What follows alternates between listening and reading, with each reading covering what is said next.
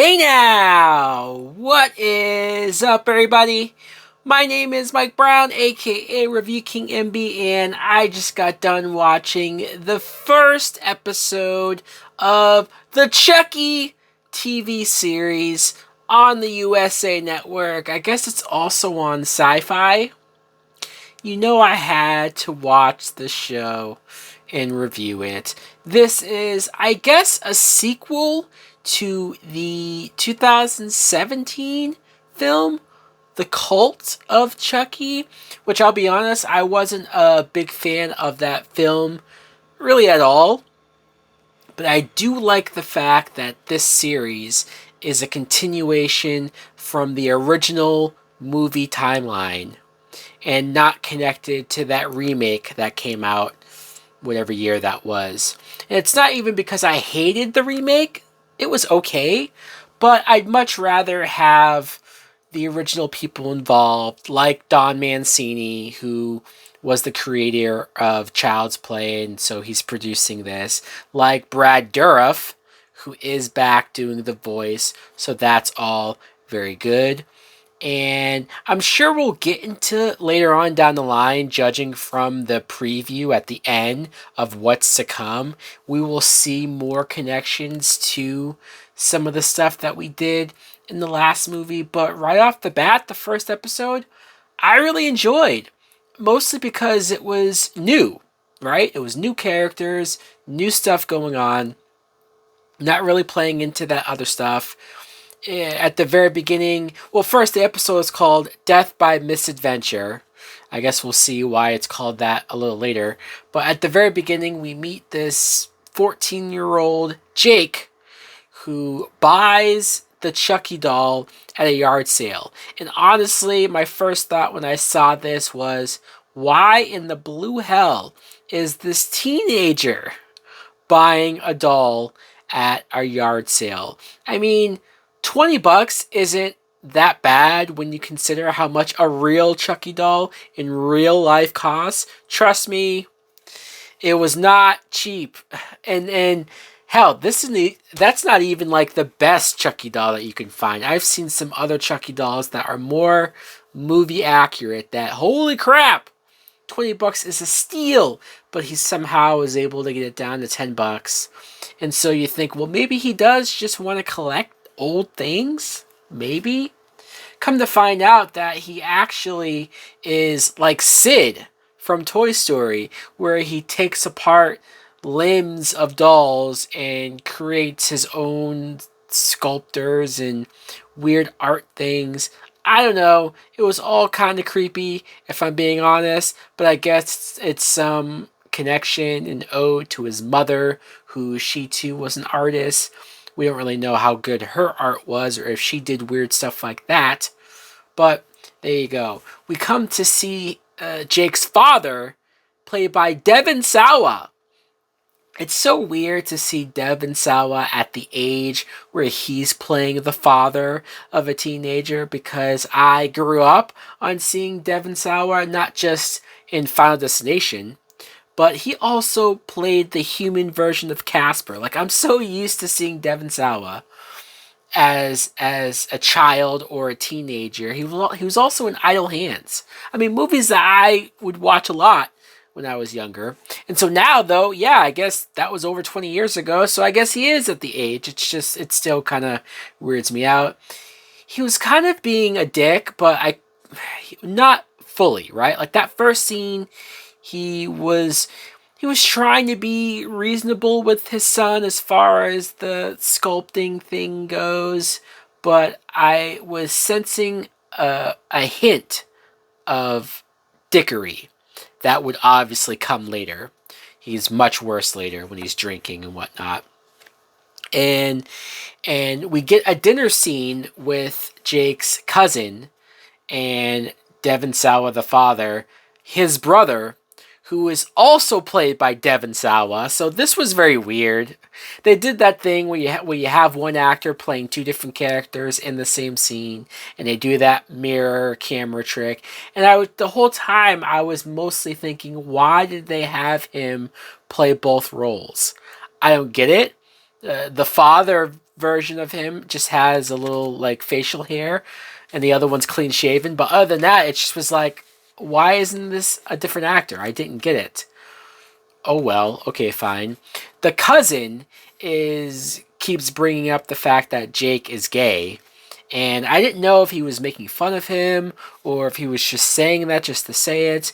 But Jake all confirms a little later that yeah, he is gay, and I am interested by this show having a main character who's gay. That's very different for the series, and but it doesn't feel like it's a, oh, this show's going to be woke. Like I don't get that sense of it, like they're doing it to make a statement. I think they're just doing it to have a main character with a different point of view or a different perspective, or you have a high school kid who's going through high school and he's being bullied partially because he's gay and partially because he's a loner, and so many things that I think, or I'm going to assume that the show just wanted to tell that perspective versus, I guess, your usual, I'm a teenager, I'm a loner, and I'm being made fun of. Like, they're adding more layers to why Jake feels like an outcast and why he feels shy, and obviously I don't know what it's like to go through high school being gay, so it's something that I can try to sympathize with Jake and try to understand. I mean, there's so many kids in this high school that are just assholes to him, to the point where every time you see these high school movies or shows, there are bullies everywhere. And luckily, I was never bullied like this. So I'm not saying that bullying at this level doesn't happen, but man, it just feels like no teacher or no adult in sight gives a damn. So many instances where, especially, what's her name? Lexi, the girlfriend of Jake's cousin, who just doubles down on some of the harsh things that she says and does openly. Now, Jake's teacher does. She has a couple scenes where she swears at the kids when they're making fun of Jake, and like I was like, man, like she shouldn't be doing that ethically. But honestly, fuck those kids. So I was completely all for. I like that teacher. I hope we see more of her. I got worried when Jake asked her to hold on to the doll because the doll didn't fit in his locker. It was weird that he brought the doll with him to school. It's like, dude, you know you're going to be made fun of for this. I know he got to a point where he wanted to sell the doll once he saw that it can go for $1,500 on eBay or whatever. But still, it's like, dude, come on.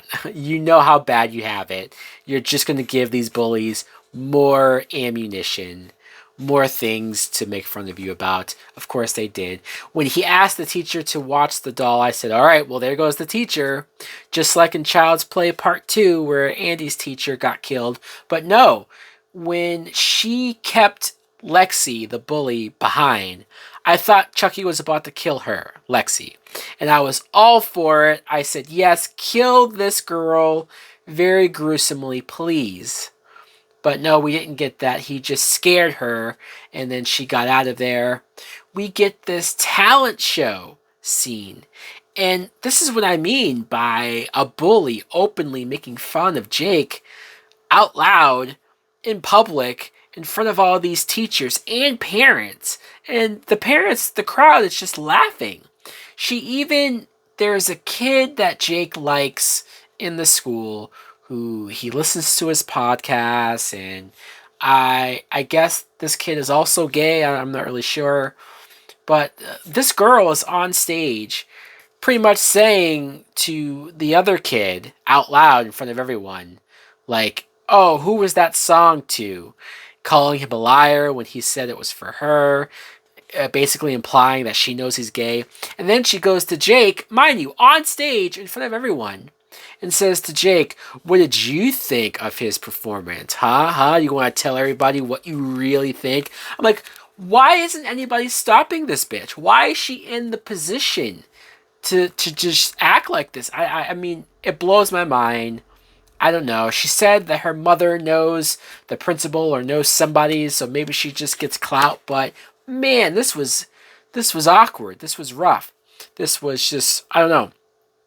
Oh, I need to mention really quick that they showed a commercial of Chucky carving up a pumpkin. This wasn't a part of the episode. It was an ad. Chucky's carving up a pumpkin.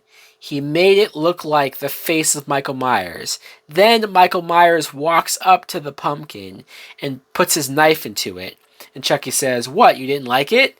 Now, then they go into a trailer for Halloween Kills, but those few seconds of seeing Michael Myers and Chucky in the same shot, in the same scene. I know for some people it's like, what? What's the big deal?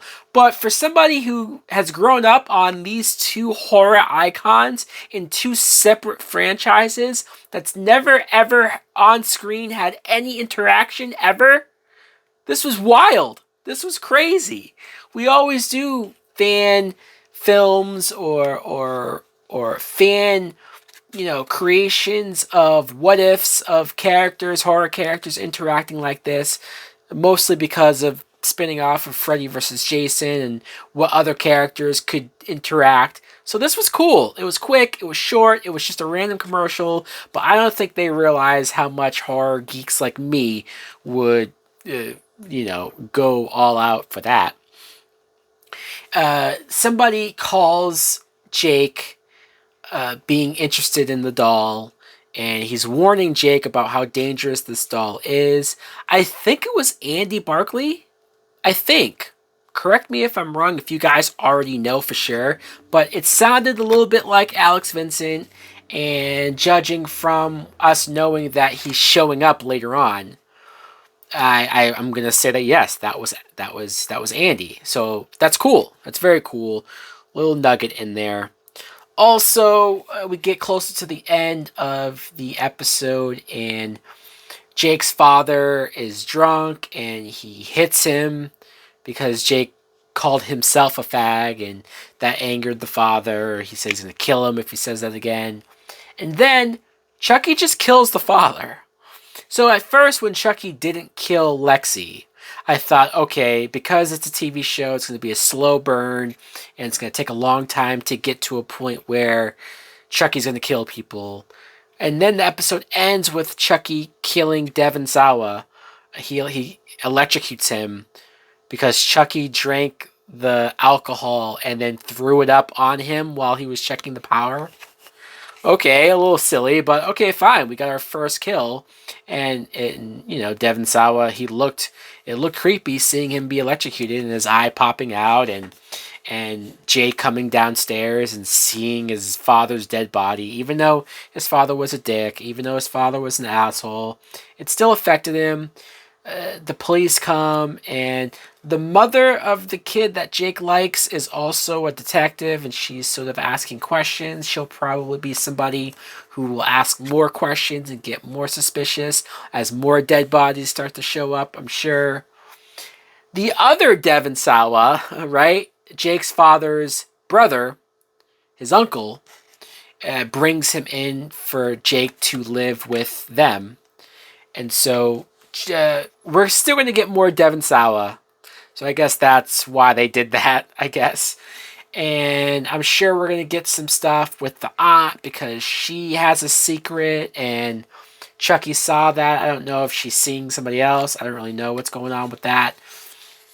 But all in all, I'm very intrigued by this show. I liked what I saw with the first episode. I'm not saying it's amazing. I'm not saying it's A+ level writing or acting, but I will say this.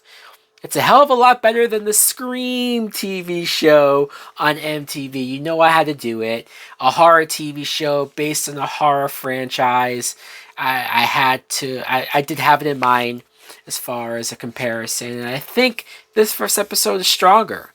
I'm perfectly fine with continuing on.